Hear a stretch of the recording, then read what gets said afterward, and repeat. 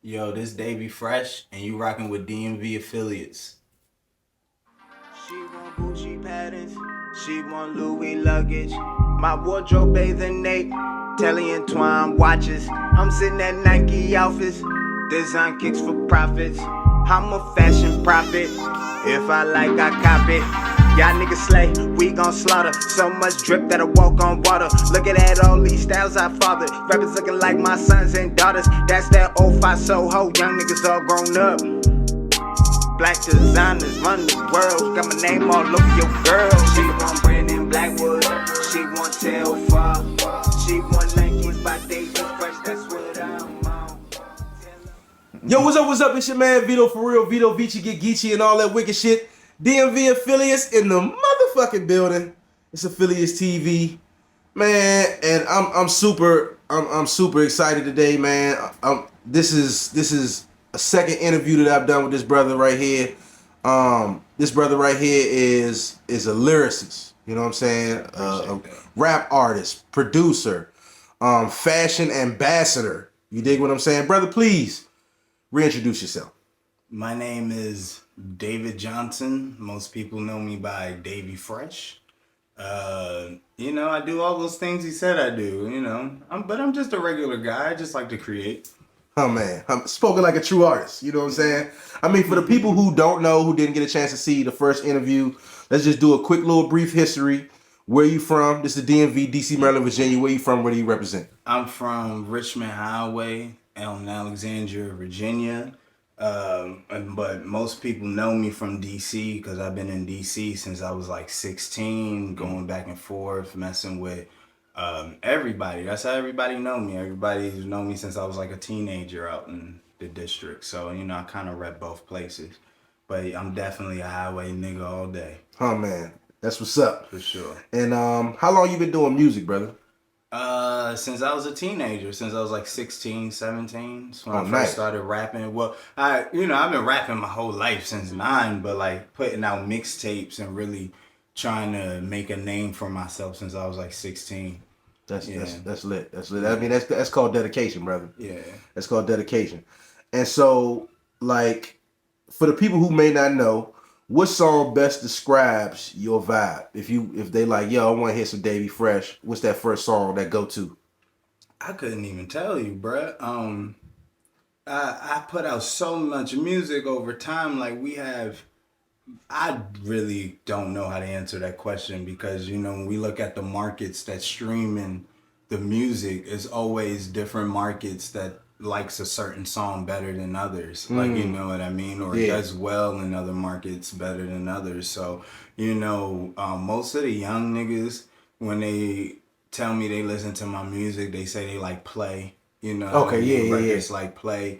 A lot of people from like Germany and overseas, they like Part of the Plan, produced by A-Rap Music, and it's like it just really depends on the market. I feel like people out in LA, they listen to a lot of like Crack Babies and that's one of my favorite songs. That's from the like David Johnson LP. That's from the David Johnson LP, Right, exactly. Right. Yeah, so it really just depends on what version of Davy Fresh you like the best. Like, you know what I mean? And what version you like. I think at this point in my career, I'm making the music that I want to make. You know what I mean? So it's like, and I've been more into like, writing lyrics and I don't want to say boom bap because I don't look at it as like boom bap hip hop. I just look at it as like authentic hip hop. Like Facts.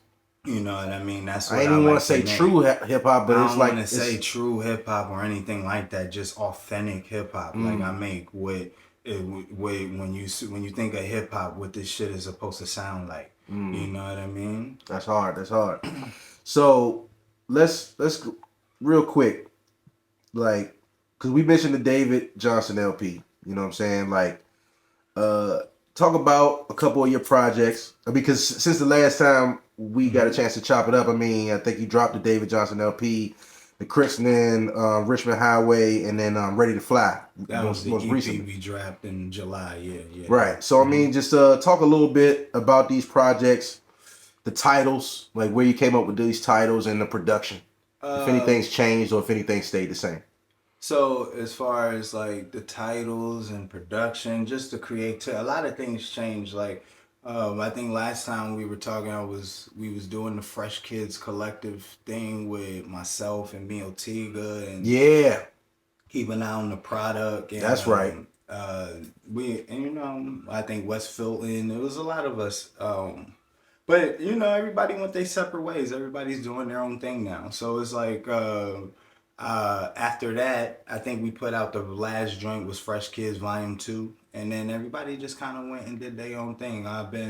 I signed a distribution deal with Dallas Austin, who produced all the TLC songs. That's lit. I'm like, I know that name. Yeah, exactly. So I've been working with him, and he's been giving us dope opportunities for independent artists. That's why I've been fucking with the situation, and we put out the the first project I put out with him was The Christening. And The Christening did great for us. Shout out to Apple Music. It was featured on like new releases and shit like that. That was really dope for us. And then we got then we did Richmond Highway, and Richmond Highway was really dope for us. And that was just me paying homage to where I was from. You know what I mean? And I produced all of those records. I produced all of Christening, and I produced all of Richmond Highway. So you tapped into that producer bag.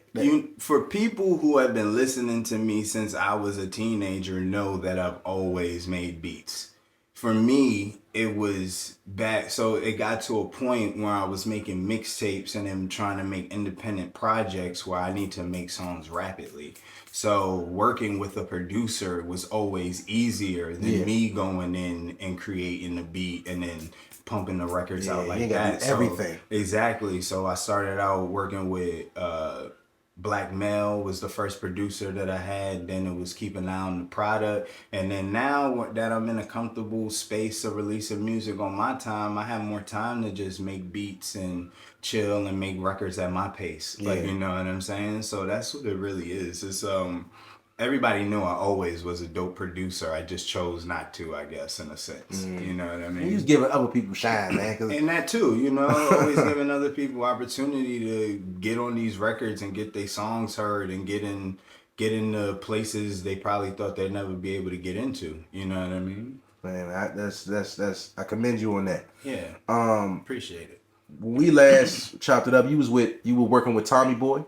Yeah, we was working with Tommy Boy back then. We was trying. We had them release Jay-Z. That was a song off of Every Dark Night. Right. And that song did really well for us. And then we was trying to find a situation where we could release Smile. They passed on Smile. Then we was trying to do Ready When You Are. And Ready When You Are is like the most commercial album I probably ever made. You know what I mean? Because it was supposed to be released on Tommy Boy Records, but we ended up taking their money and giving them some bullshit and then releasing Ready When You Are independently. Yeah. And it worked out way better for us that way. Okay. You know what I mean? So no beef with Tommy Boy. It was just a weird situation. They just taught me that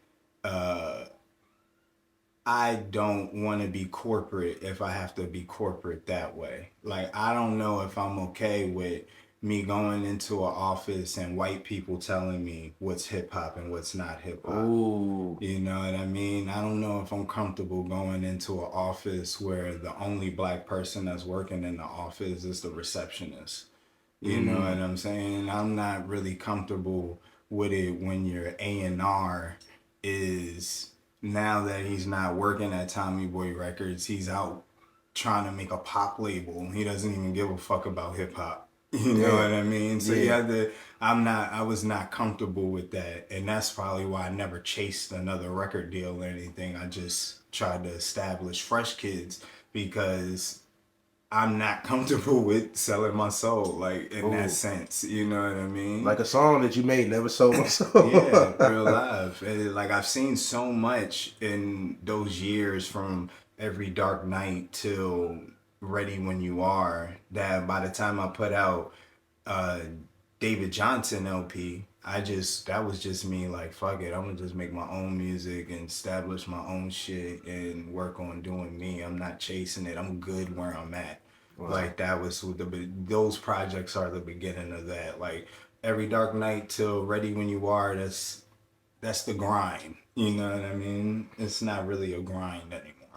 Well, thank you. I mean, because like that literally just answered like 3 questions. Because I was going to ask what happened with Tommy Boy and whether that situation put like a bad, like a sour taste in your mouth so far as when it comes to dealing with labels. I don't want to look at it in a negative sense. I look at everything as positive. I needed to see those things so I know what I wanted to do next. Yeah. You know what I mean? And you got to understand the industry and it's just like, I know every situation probably ain't like that. And I just told myself I don't want to be in a situation like that. And if that just means removing myself from that corporate realm of hip hop, then I'll just do that. You know what I mean? Yeah.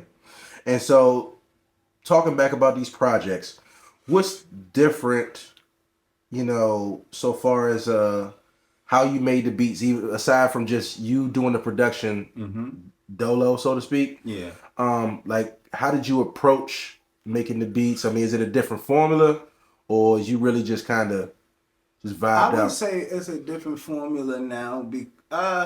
A little bit, when I was working with the product, it was a dope situation because, there'll be some beats that he'll make like right there on the spot for me to construct a song right there. We'll do a lot of songs like that. But then again, the nigga made 1,000 beats too. So I can go through his hard drive and just pick out what beats I wanted at the same time. So that was always a quick way and a rapid way to make records. Now it's like, I sit down here in my fucking basement, movie theater, whatever you want to call it.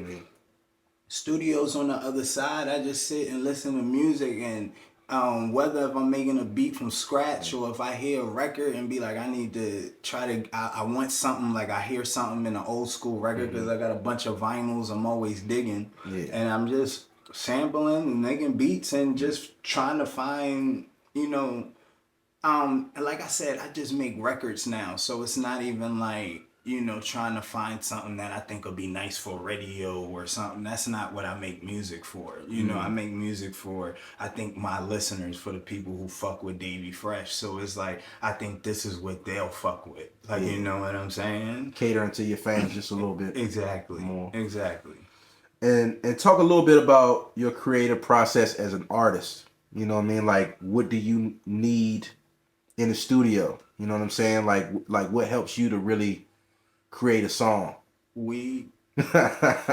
Smoking that inspiration right there. That's it. I mean, just having my own space. I built up this life and this wall around me where I'm in my own little bubble these days. You know what I mean? So it's just like, I'm literally just always finding something creative. Honestly, my little brother, who I've been managing, Smoke Dog, and my little cousin, Lit Bay, like, they music been inspiring me. Just hearing what the young niggas is coming up with and trying to mold that into something. Like, you know what I mean?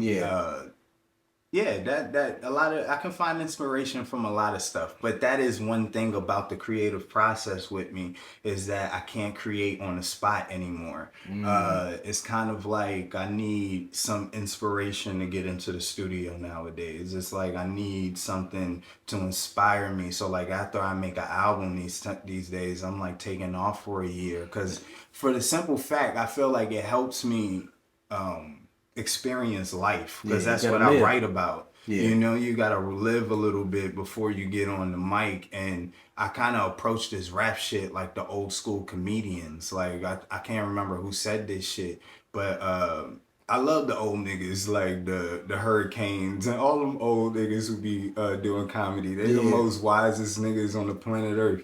They was like, most people, the greatest comedians only get on to do stand-ups when they have something to say. Yeah.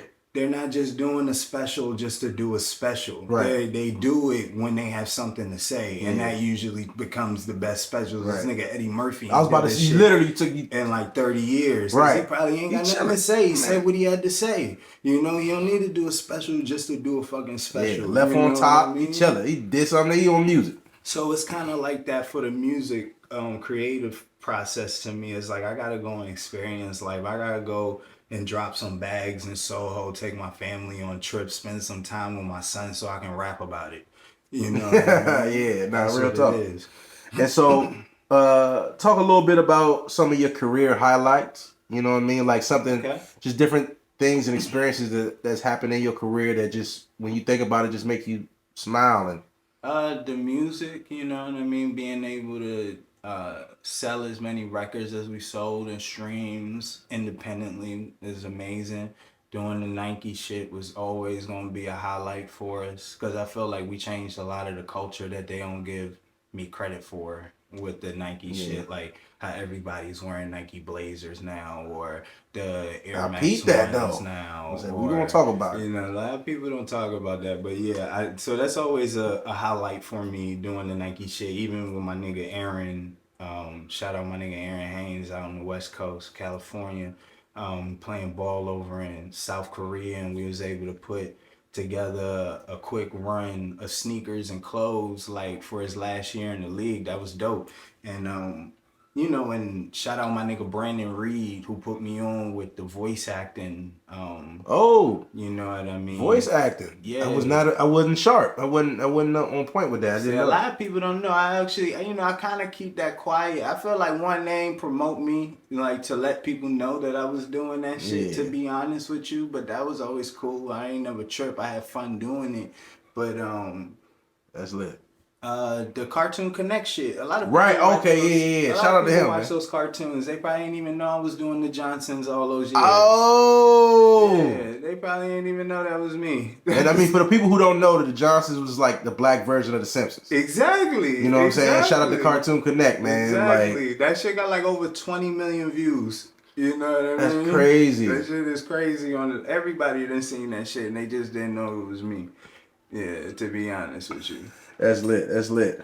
You didn't mention this, but I want to ask you about the Whammies, the Okay. the Whammy Awards. Like, Okay. you, so how did that go within the last couple of years? Cause I remember, Because I got a few nominations, right? I was a finalist. Like that's what I'm twice. saying. Like, I remember, Yeah. like, you was getting like a lot. You was getting a lot of like good publicity and good looks and. I feel like, you know, the Whammies is, I'm not going to shit on the Whammies like a lot of people shit on the Whammies. I don't want to do that. But, you know, I took my mom, I think, last year. So, I don't care about losing because I think making it as a finalist is dope enough. I think there, some of the people who be winning is questionable. But whatever, congratulations to them. But as a nigga who has been nominated twice, or made it as a finalist twice. Fuck now, everybody gets nominations, right? But the people who actually make it to the show, I did 2 years in a row for me, right? And when they do a hip hop 50th celebration this year, I don't get invited. You know what I mean? Yeah, that's crazy. You know what I'm saying? And I be looking at that You shit. doing Whammies? What y'all doing? And I be looking at that shit in DC crazy. Like, niggas only show up when they come to shit that's free. Like, take it from me who been coming to that shit. I paid money to get a VIP ticket to come and support. And, you know, and the niggas who was there this year only came because they came for free. They only show up at places when shit is free. Yeah. They don't never come show up and support shit. You know what I'm saying? I ain't even gonna say no names. Y'all already know who they are. Like, real live, when niggas got free shit, they only coming up to show up at niggas pop-ups and shit when they know they gonna get some free shit. They not coming to support. When I know a lot of y'all niggas out there know I done came and supported everybody. From photographers to fucking clothing to rappers. I bought tickets, didn't ask no questions. I bought vinyls, didn't ask no questions. Ain't asked for no homie hookups.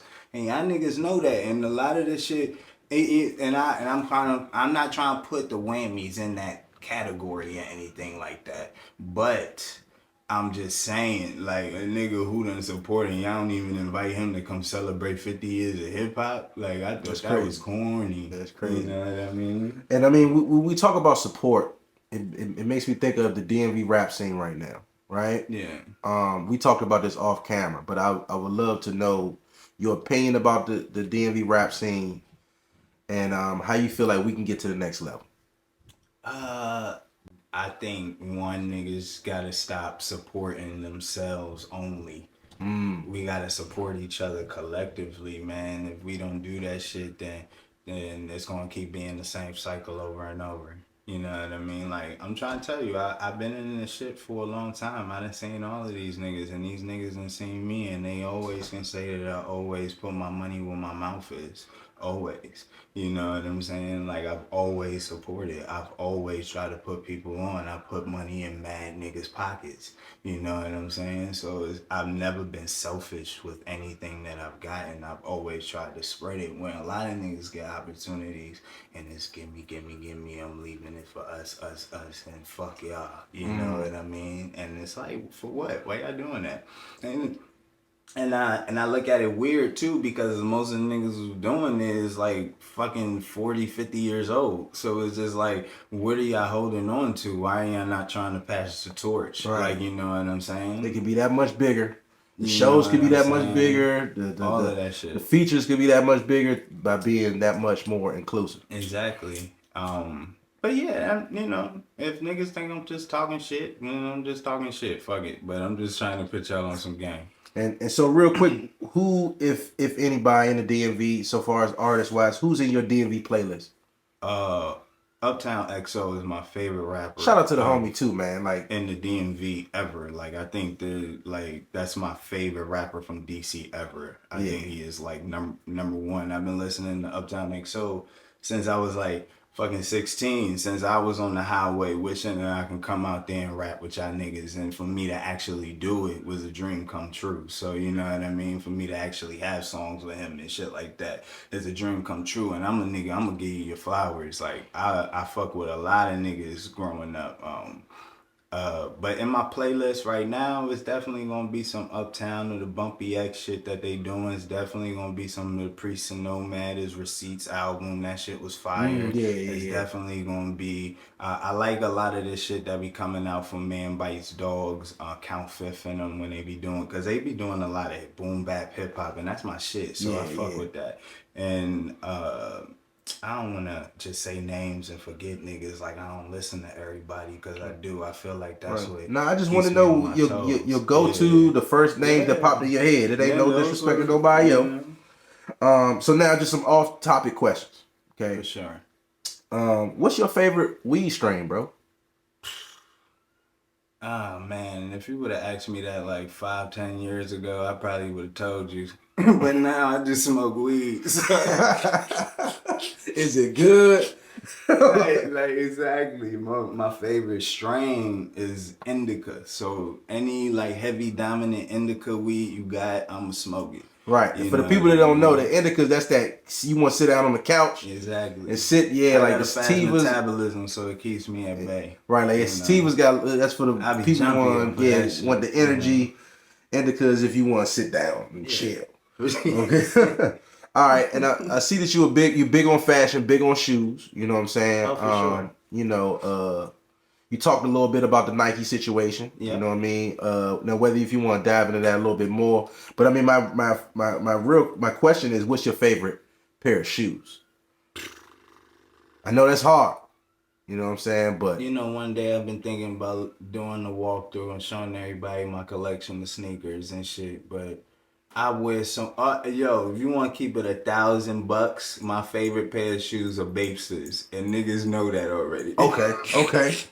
Yeah. Bapesters, and right now my favorite joints I've been buying every time I take a trip to New York is the suede joints. They've been bringing back the classic Bapesters that they getting sued for. So I've been snatching them joints up, but the suede joints be so clean, man. The purple and green joints, I got those. Those are my favorite. I've been rocking them shits since I was like 15 years old. Nice. So and niggas know that. So I'm not even gonna lie to you, but I don't even like Air Force Ones, to keep it real with you. They too boring. Bapesters is where it's at. Yeah. You know what I mean? No, I mean, it's something about them that make them just look exotic. It's something, exactly. And I've been wearing them shits my whole life at this point. So I always keep a fresh pair of Bapesters. And I mean, I want to jump back into the Nike situation because I really got to tip my hat to you. Yeah. We talked about it off camera. Like, I just saw you just like presenting all this fashion. I mean, you've always been fashion forward. You know what I'm saying? It's always been just a part of like who you are. But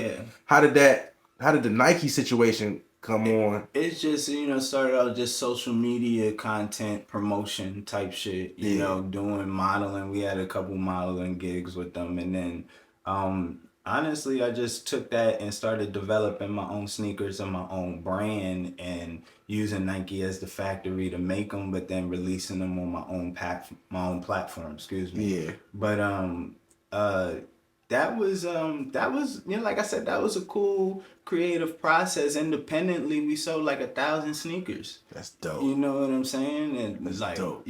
Shout out to everybody who supported that, and people were really like into it because I felt like that was something they just automatically saw me doing, like transitioning into, and they everybody who supported from buying hoodies and t-shirts and book bags and all the merch that we sold. It's smart, bro. It matched very well with your brand. Yeah. You know what I mean? I don't know if you did it like whether it was like strategic.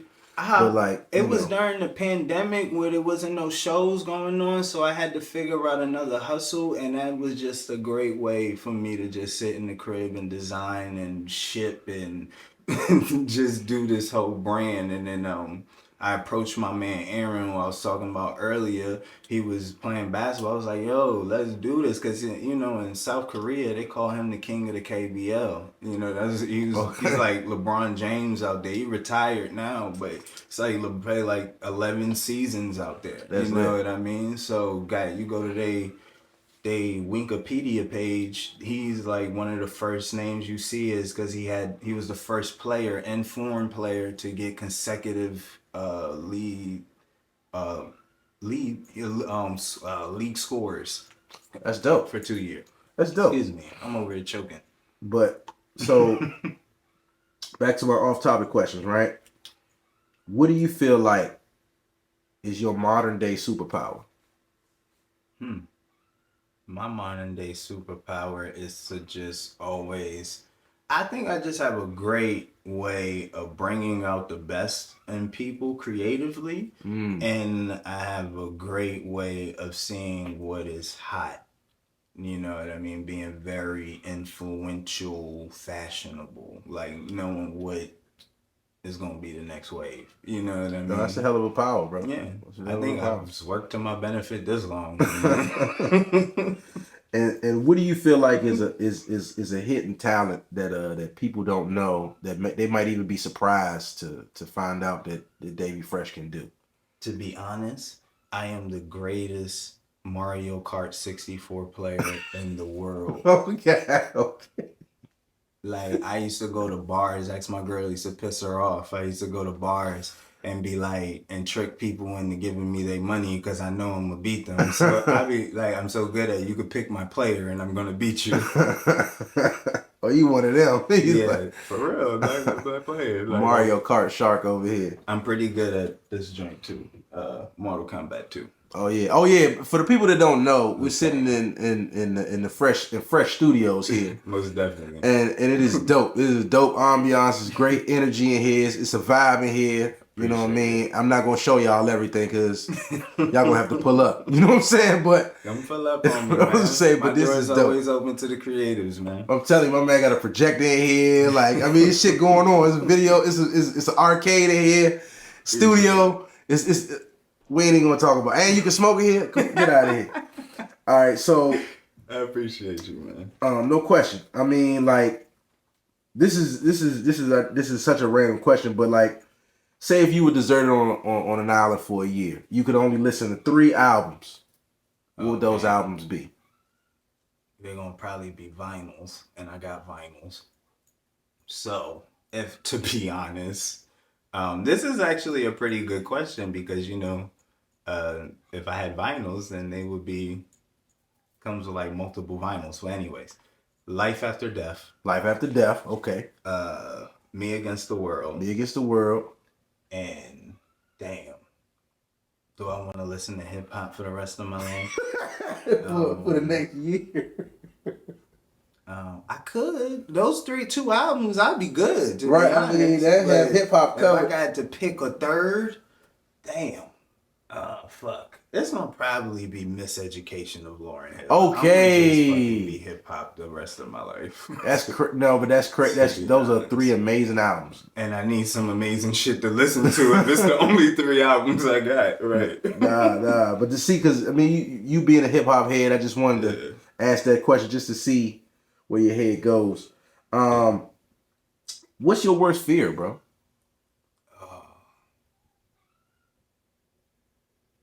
My worst fear is probably dying too early and not being able to see my son grow up.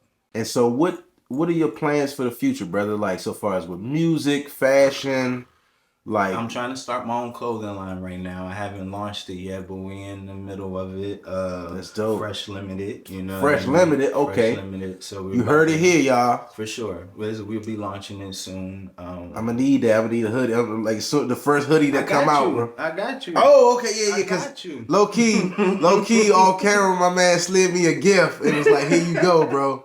And it made my day. Yet, I lit up like Christmas morning, man. I was like, "Oh shit!" My man gave me a gift. But no, we show love, man, for sure. That's dope, though. I mean, like, so Fresh love. Unlimited is the name of the clothing brand you want to coming up with. Yeah. Music and other things you plan on being a part of. I'm just trying to work. I'm always working on music. We working on developing new artists for Fresh Kids Music Group right now. So I'm just trying to keep the brand going for another generation. Like I said, with Smoke Dogg 02, we working on his debut album coming out in 2024. So, and I got a couple more, but I just don't want to throw their names out. Everybody knows Smoke Dogg. We got the Totally Smoked Out project that we put out. Totally Smoked Out. I love that. That's gonna be the that's already out. Go stream that. But his debut album is on the way, and I got a few more tricks up my sleeve. So and definitely, man, reach out to me. I would love to come and vlog a studio session. For sure. You know what I mean? Like and really just be the fly on the wall and catch the vibe, bro. For sure. He's supposed to be coming down. I'm going up to New York this week, and he might be coming back down with me to more studio sessions. But I definitely hit you up if you ever want to pull up. Like I said, my door is always open to creatives.